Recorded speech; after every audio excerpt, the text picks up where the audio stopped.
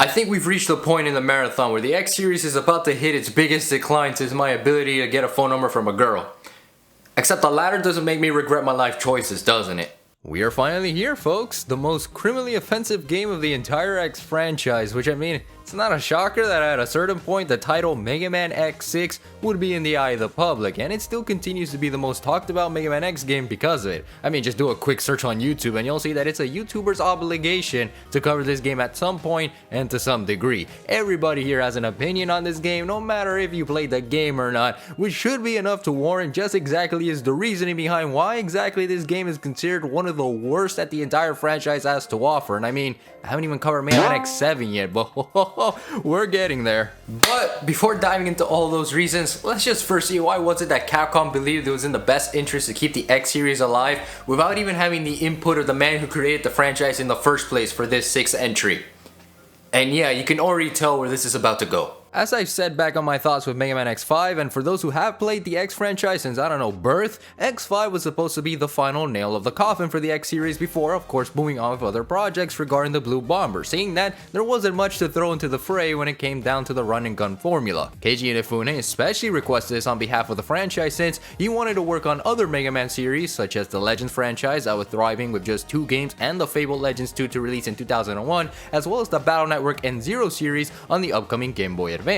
Now, I do hope to dive into these games in the future, considering how much I've talked about them in this review marathon, but if you want to make that happen, make sure to like, comment, and subscribe to the channel because yeah, I definitely went there and I need to see the money. However, despite that sense of finalization, Capcom clearly ignored the wishes of the man who brought the Blue Bomber to life and decided that because Mega Man X5 waned the interest of longtime fans due to its formula looking a little stale, they figured, well, let's do that shit again with a 6th entry almost a year later, marking the debut of Mega Man X6 for the PS1 on November 29th, 2001. God, these games are close to my birthday, what the hell? Was I cursed to be mid all my life?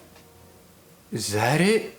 Yeah, as you can see regarding the release date alone, Mega Man X6 did release a year or so after Mega Man X5 in its Japanese release, while here in the West, it was a solid 9 to 10 months, which already raises the question of, was this game bad because it was a yearly release? And the answer to that is an honest no. Now, if we were to look back at other titles from this franchise, you'll see that yearly releases was really a part of the Mega Man charm. The entire 6 games of the Mega Man original franchise highlights this point, and with X here, the same holds true as X2 released a year after X1, and X3 released just about the same as X2, with all these games being heavily praised at the time and still to this very day. Though we can argue that with Mega Man X3, but still for this argument's sake, we can just leave it alone and say yeah, this really was a good game. And if you were to branch off to other franchises that also did yearly releases, you'll see that they kind of did the same thing. I mean, Zelda's front, you had Majora's Mask with a year to be developed and a year to be released, and the Ratchet & Clank games were back to back with the first 3 games. Crash Bandicoot 2 was a sequel right after the first game, and the classic Sonic games were the same thing, as Sonic 2 released in 1992, then you had Sonic 3 in 93, and then Sonic & Knuckles in 94, and all of these games, well, they're considered some of the greatest of all time. What I'm getting at here is that Mega Man X6 being called bad because of a yearly release is a very terrible point to make because there have been good games made and released within that crunch time period.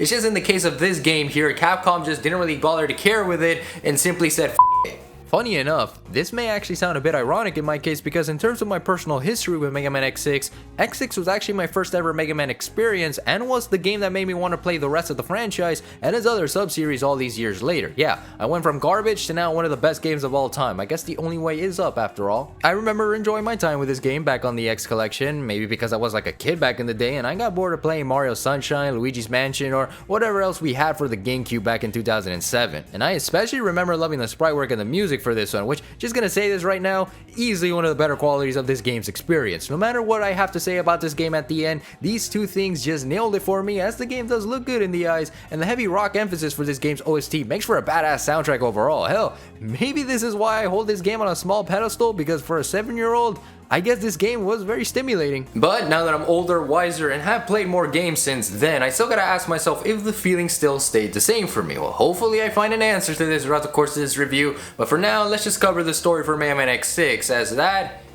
oh boy, that is definitely one of the most fatal flaws this game has ever had. Okay, so already right out the gate, Mega Man X6 kicks us off with a couple of mistakes in terms of its timeline. You see, instead of 3 years as stated in the epilogue of Mega Man X5, it has actually been 3 weeks since X and Zero saved the day from defeating Sigma and joining his cyberspace rave party. But the opening of X6 also presents us with the fact that despite the sacrifice of Zero, the Eurasia space colony ended up crash landing on Earth anyways and nearly wiping out half of the population, which for those who have played X5 would know this to be the bad ending, as Zero would fail to stop it from colliding with the space shuttle and resulting him in turning Maverick, and he wouldn't end up saving the day anyways. Additionally, if the bad ending was to be the so-called canon ending here, then X would not know who Zero was in this game since Dr. Light wiped any memories of Zero in X's brain. But yet at the beginning of X6, X recognizes who Zero is because of a hallucination that is seen to wipe out the boss encounter in your face, so what the hell is even happening here of X6? Anyways, due to the crash site causing major damage to the Earth and affecting both the human and Reploid population, as if a viral outbreak didn't do that crap already, a scientist by the name of Gate investigates the crash site only to then be corrupted by what is seemingly leftover data that was still affected by Maverick DNA. This in turn causes Gate to become insane and hell-bent on creating a utopia where only the perfect and strongest Reploids can survive. His words, not mine. On top of that, Gate unleashes a new experiment to ensure his utopia comes true, which is known as the Nightmare Phenomenon, something that really does whatever the hell it wants to, because I mean gameplay is gonna demonstrate that to a T, and oh man, what was Gate even cooking with this shit? So while Gate was busy being Robot Frankenstein, X and the Maverick Hunter start to notice the threat of the Nightmare Phenomenon too, and then investigate for themselves, while also being suspicious of a man named Isaac, as he too is investigating the threat alongside 8 others, which actually turns out to be a ruse on Gate's side of things to ensure his plan succeeds, which for Alia, this ends up being a rather hard pill to swallow, as she was once colleagues with Gate before some falling out with his research and what was left to fend for himself. Now this alone adds a nice little twist into the story that isn't some BS answer to not lay down one's arms like an X4 with the Repliforce, but not much is really done afterwards, since Alia's backstory is that she once worked with Gate on Reploid research and nothing else. I mean, love the different hairstyle choice they'd had for that backstory. Boy, am I a sucker for those long hair female character designs. I will say that this does explain why Dr. Light back in X5 tells X and Zero whenever they find one of his capsules to send the data over to Alia because of this research background, which is actually pretty cool, you know? Alia's not only mission report, but she can literally repair and reconstruct blueprints from a deceased old man. Now that's wife material, X, put a ring on that. And speaking of X, on his side of things, it's roughly what he's used to at this point. He has to put an end to Gate schemes and stop Isaac's investigators from instigating the nightmare threat, which is standard X affairs at the end of the day. You pick a stage, beat it, and proceed to the boss fight as per usual, so not really gonna stress this point as much as I already have. And much like the previous game, the boss encounters are kind of fleshed out here for story purposes, showcasing the lunacy of Gate as he not only revived some of them, but because of their revival and inability to lament the tragic events that occur to them, they are forced to fight for the sake of Gate's goals, and this actually makes these set of Mavericks stand out a little bit more, though not to the degree of X5, of course. Shield Sheldon sounds funny, but is never beating Duff McWhalen, bro. And sure, you don't really know about them until Alia gives an update report once completing the stage, but it still shows that these Mavericks are just doing their job and want to repent for their sins. Plus, some of their designs slap hard, and I like the stronger emphasis on how over the years, the Reploid designs have changed in features, colors, and design when compared to the SNES days. Blizzard Wolfgang, Blaze Phoenix, Commander Yanmark, and Metal Shark Player all look so damn cool in their sprite work glory here. Wait a second. I just realized Metal Shark Player looks like a pimp. Adulthood really changes your perspective, doesn't it? But like any old Mega Man X game, once all 8 Mavericks are dealt with, Gate invites X to his secret lab since he's got that smug-ass personality kicking in high gear, and X reacts accordingly by infiltrating the base of operations, claps Gate's cheeks with the power of friendship as in the Z-Saber, and while the game would have ended here, it seems that Gate, in an act of desperation, decided to revive Sigma as a backup plan just so he could continue on with his goals. Man, talk about getting rushed to the plot much like the rest of the game to fill the quota of, but Sigma's back because he has to be, god damn. But yeah, Sigma is back, go right ahead, beat the crap out of him like it's nothing, since this game's boss encounter can easily be dealt with in a matter of minutes, and once that all dies down and the day is finally saved, X and Ailey are now all gathered around Gate and wonder what to do moving forward. Wait, Zero's here? Yeah!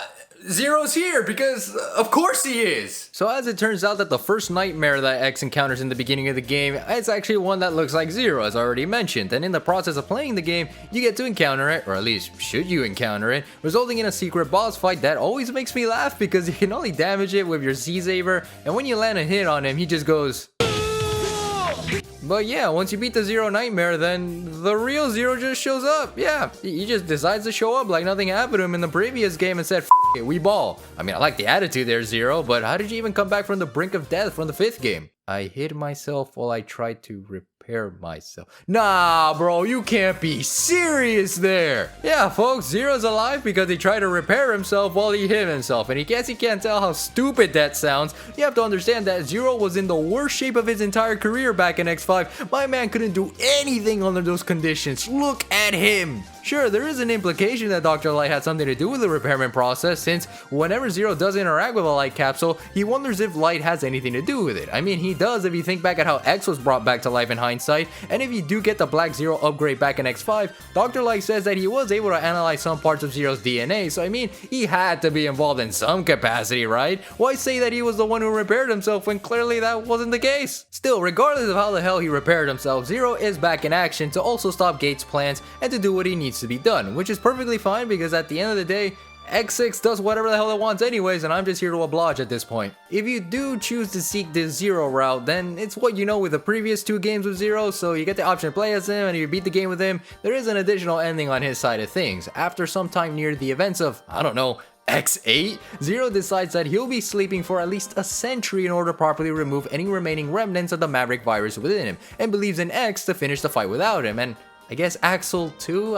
I don't even know. Again, the specificities of this cutscene aren't crystal clear, and I guess it doesn't matter when, because this is just to pave the way for the Zero series in terms of continuity, since that series does involve Zero and the Bunch in some form or so. Regarding the entirety of the story, I actually didn't really mind this one. It's stupid, very stupid, but it feels refreshing when you take a moment to realize that up until the whole Sigma bit near the end, Gate felt like a villain worth taking some damn interest into, because at the very least, he wasn't like the Repliforce where they had the option to not be dumbasses, and Dynamo, who again, he just exists. Gate's ideals, though similar to Sigma in a sense, had X and the others thinking, and even if X did say nuts to the idea, it still made me understand Gate's rationality and his insistence to pursue the things that he did. Because of those who screwed him over and his research, he felt like things needed to take a drastic turn and took revenge in the process. Add that on the whole subplot of Alia and their relationship, then things feel a lot more personal, adding some depth to the situation other than, hey, go find these 8 Mavericks to fight and beat Gate in the end. And Alia, man, talk about a great character to flesh out, because while she was mission report for X5, she did have more of a presence compared to Douglas and Cygnus, which yeah, they are back for this game,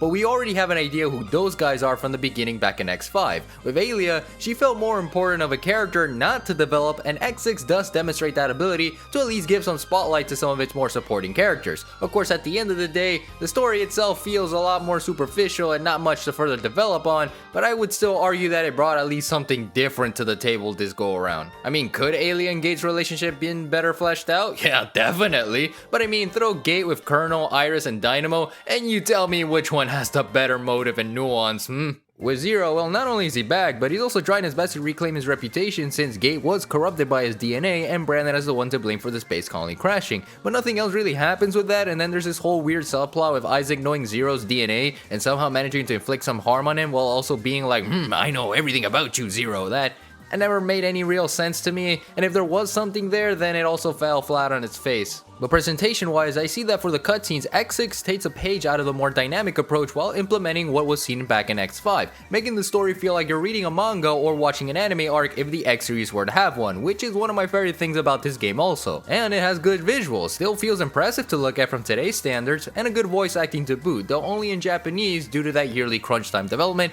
and I didn't even know this was a thing until I played the Legacy Collection when it released, since on the X Collection, you only get the images themselves with the music it's paired to, but no voice attached to it. And props to the voice acting, because X and the gang actually feel like characters as they interact with each other. But if you want to properly listen to the dialogue, you do have to sit back and let the game play out the story, because if you press one single button, it's like telling him to shut the hell up. Oh, my bad. I'll let you finish then, alright? I'll wait. All in all, I like X6's story, and I like that it feels like something that would have happened after the events of X5 to some degree. Sure, it can be screwed over with the inept ability to keep a continuity consistently, as well as a lack of a proper English translation. Oh, how that is filled to the brim, given that crunch time development this game has, and it's just funny to see how much it makes or breaks the whole story to some capacity. But the story is one thing, as the gameplay on the other hand, man, talk about a complete 180 in terms of what the hell Capcom was even thinking regarding stage gimmicks and level design, or should I rather say lack of proper level design, because yeah, it sure damn feels that way. So while first playing this game after a while, I figured that hey, I would get into the groove of things from the get-go, especially since the gameplay design isn't that dramatically different from X4 and X5. No, the level design is what you would expect from the previous two games, but my god, this game didn't know when to freaking quit with the amount of bullshit it throws at you. Like any other Mega Man game prior, the order structure is of your choosing, but X6 likes to say that it does not matter which Maverick you start the game with, you're still getting your ass whooped to the 10th degree. I swear, the majority of these stages never went through some kind of beta testing and development because you're either going to be seeing so many annoying death traps and gimmicks that it makes Mega Man X5 feel like it was a Mario Maker stage made by Robert Ross back in 2015. It's so aggravating to play nowadays. The means of progressing just never felt like a damn chore with how much crap is thrown at you at every given turn, and the intensity of them isn't one that most X games would provide for the run and gun element, but one that makes you want to call it quits when you start seeing the death screen multiple times. And boy, do these stage designs and hazards screw things over by a large ass margin. Like, okay, whoever thought it was a good idea to have the tightrope sections be almost the entire stage for Infinity Magenian's alternate pathway, the ice blocks and lack of proper footing in Blizzard Wolfgang saying, yeah, love having the ice physics when there's no proper platform to adjust my jumps properly, Ground Scaravich's stage and its RNG layers of substages when entering those totem poles paired with more spikes and bottomless pit scenarios, as well as an overabundance of enemies. Get the hell away from me, I just want to clear this damn stage. And there's Rainy Turtleoid's Acid Rain and these chunky motherfuckers that are a slog to kill, and then you have more bottomless pit scenarios. That's just neat. Metal Shark Player's trash compactor gimmick, oh my god, it's so damn slow, on top of having a conveyor belt as the platform for its second act. Never understood the layout here, and in some cases it's so damn stupid how they expect you to cross these larger sections when you're inches close to getting compressed. What the hell? The final stages, oh, they love to throw basically anything your way, and boy does Gate love the instant kill spikes because every 5 seconds you're gonna be seeing them practically everywhere. Pair that and the X3's equivalent of enemy placements and it gets so damn tiring and aggravating all at once. And let's not forget about Blaze Phoenix's stage where you don't fight not 1, not 2, but 5 of these spinning robot donuts, and 2 of them have instant death scenarios with purple lava coming your ass at every turn. I swear I am having the time of my life right now. Seriously, the BS meter never ends when you're going through the motions, and the game makes you think that you're progressing, but really you're regressing because the more you play, the more you just want to end it right there and then because of the crap that's being thrown at you. And the game's defining gimmick, the nightmare phenomenon, well, it just does whatever the hell it wants. Yeah, that's the best way to describe it because you're either dealing with weird stage hazards like random blocks blocking your path, fireballs in the middle of the North Pole, literal darkness that's a pain in the ass to see, these annoying laser beams,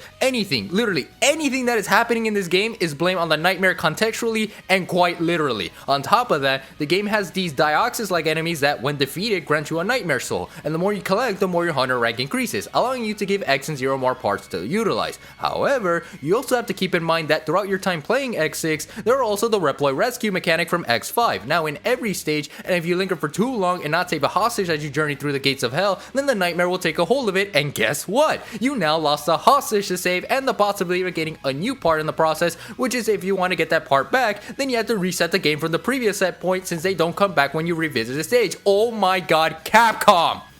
You know what, I'm gonna have to step outside for a bit. But like in X5, Douglas has the part system back in action, allowing your special abilities that helps X and Zero on their journey towards stopping Gate. It's the same as X5, just more added perks, and I gotta say, I love how the way the part system was handled here and the usage of it feels a little bit more rewarding, or at the very least makes the game tolerable because of the aforementioned BS. Like give X and Zero their respective parts like the extended saber, speed shot, and quick charge, and you'll be fine in every stage, which shouldn't be a thing considering you should already be fine without them in the first place, but it is what it is at this point. Alongside these parts, you also have the usual spiel of collecting armor parts, heart tanks, and other upgrades that are standard X affairs. However, in some cases regarding these collectibles, you have to jump into these special portals that are located throughout each stage, which results in an alternate pathway for you to explore. And if you do choose to explore these alternate pathways, they are like an Act 2 where if you die in them, you can reset back to the first checkpoint or any checkpoint the game feels like giving you. At the end of each alternate route, you get to fight either Nightmare Zero, which gives you Zero as I stressed before, Dynamo for extra Nightmare Soul goodies, and I guess to let people know that he exists, and lastly Hymax, who is the definition of what the f in this entire game. A Reploid who also appears at the beginning of the game just to piss X off. Hymax has no backstory, no reasoning, not a single goddamn purpose other than to simply say eat shit bitch, and what's so annoying about him is that you can't do anything to harm him should you encounter him. Yeah, no weapon in your arsenal can deal with his ass, and look what you gotta do in the process. Sit there and be a dumbass and just die a whole lot while just to get to the stage selection screen and move on. In fact, the only means of actually damaging the idiot is by using the ultimate armor, accessible via, you guessed it, a cheat code that you can input at the start of the game, and you get to use a Nova Strike, which is just stupid. No, this shouldn't even be the way to tackle a boss fight in the first place if I have to cheat my way to deal with it. Calm the f on. At least when he gets out of commission and get the job done, you do save yourself the trouble of beating the game normally and have early access to Gate's secret lair right there and then. But even if you beat High Max 1, you still gotta do that shit all over again in the final stages, and it's even worse. My god, what was the point with High Max? The entire gameplay loop of this game is so ridiculous that the game doesn't even feel like you're properly playing the game in the first place. Hell, X6 at times feels like you were paying money to beta test an official product, because I never understood the stage design and the lack of proper balance and adjustments because it's so all over the place. And it doesn't help that no matter who you choose to play as, everything is gonna come at you full force and wreck the living crap out of you because you're simply playing the game. And playing as Zero for this entry, man, it just hurts my soul. Dude got the biggest disadvantages by far. I mean, yeah, he gets the standard slashes and now the Z-Buster as his official long-range weapon, but I never really understood having the aerial attack be this weird forward slash, and if you wanted to twirl around like in the previous games, you have to do a double jump for it, which is completely bad game design since a regular jump got the job done before. But you know what? If you get Rainy Turtleoid's ability from the beginning of the game as Zero, then just spam that to hell and back, as you'll watch Zero turn into a freaking Beyblade to deal massive damage. I'm not even kidding. In fact, just playing as Zero in this game is better to experience because of his moveset, making his side of things bearable by the time you unlock him and by the time you finish as him, since he can get results done unlike X at certain points. You have more to work with, but that's only if you choose the right parts for them, because Zero is also a glass cannon in this game for some reason. Like, holy hell, any damage he takes, it takes away so much health and he staggers there for a few seconds unless you have the shock buff for a part for him. But if you get hit while platforming, you practically set yourself up for failure and have to restart the stage from the beginning because, again, what the fuck? As for X, well, if you like to deal with both the tolerance of insanity and pain, you can play the game just fine with him, but only with the armor parts he has, because try playing the game without any, good freaking luck, because he can't do anything in platforming with a guy since his default abilities won't allow him to. His jump, pathetic. His dash, no air dash to save your ass, and for the level design, it's a basic requirement, which is just lame. No, it shouldn't have to be this way, period, yet here it is, and it's so stupid. This whole game is a large broken mess, having to deal with a constant dumbass scenarios and gimmicks, and seeing the depth screen a bunch of times gets so frustrating. Man, it's just so annoying. Nothing in this game makes any sense, and this game doesn't want us to make it make sense either, which ends up being this total broken garbage experience in the first place. There is nothing in this game I can give any praise to besides sprite work and music, which, yeah, I already said those were good qualities in the beginning of the video, but man, talk about something that is bare minimum after covering the level of crap that I experienced replaying this game. But I will give them some credit at least for making the armors for X6 have sort of a theme here, as for the two armor sets you get are called the Blade Armor and Shadow Armor, each one looking like a samurai and a ninja respectively. And if you input the cheat code at the start of the game, you also get the Ultimate Armor in its entirety, giving you 3 armors plus the Falcon Armor that you would have started the game normally with. Holy crap, did this game really give X a lot to use for the amount of bullshit he was about to deal with, didn't they? So the Blade Armor and the Shadow Armor. Now, I want to say I like their idea, who wouldn't, but their utility in this game feels clunky, weird, and just straight dumb at times. With the Blade Armor, the standard stuff are there, but its main features is vertical dash like that back in X3's. You can now point to the direction X needs to face to dash, and there you go, you're there, and it does help with some of the level design, but its only compromise is that it removes the air dash feature, which then muscle memory be damned because you're so used to seeing X with the air dash up until this point. However, another downside of this upward dash is that it's so damn awkward to pull off. Like, look at how annoying it is to use to go upwards just to reach this one platform. Come on, X! Its Giga Attack is pretty cool, being these 3 saber slashes, but I mean, I never managed to pull it off anyways for it to be used properly, so screw me, I guess. And its Buster Charge is just a poor man's attempt at using the Ultimate Armor's charge shot, where it stays there for a couple of seconds. Yeah, no, you know what? This armor kind of blows. The Shadow Armor is passable since it's the same as the Guy Armor back in X5 with its gimmick being spike immunity, so it can alleviate the pain in platforming by a mild degree. X-Hour can charge crap since he gets no special weapons with this other than a stronger Z-Saber, now orange color, and he can dash upwards to take the walls and shoot shurikens. That's just cool. Again, much like the Blade Armor, it helps for something, and I guess for Gate's first stages as it makes traversing through the spikes a lot easier, but it makes having to deal with a boss fight in the end a whole ass slog because you can't do much with the X-Buster, so why even bother using this armor in the first place? All to save up for some time to then be wasted in somewhere else entirely. There's just no point. Again, there's so much that is just scratching the surface with this game. I think that because of all these stupid decisions, X6 is the game that is ironically the most fun to see a speedrun on, as you can beat this game in under an hour if you know what you're doing. But if you don't know what you're doing, then you're just going to suffer.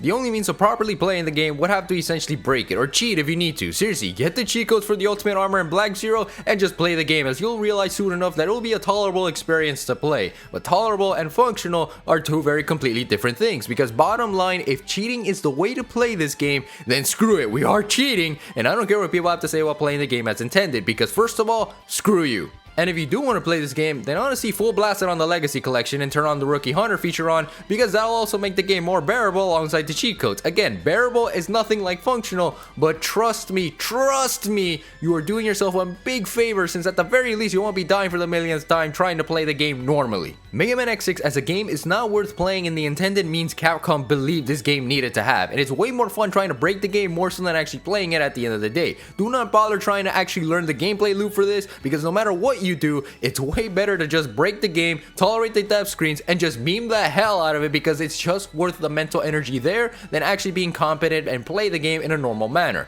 Is this game making you feel like a dumbass? Then make the game feel like it's one too, because it deserves a spot as a class clown of all X games and be put in a corner for a timeout for all the things that has done to mess the X formula as a whole. Screw it.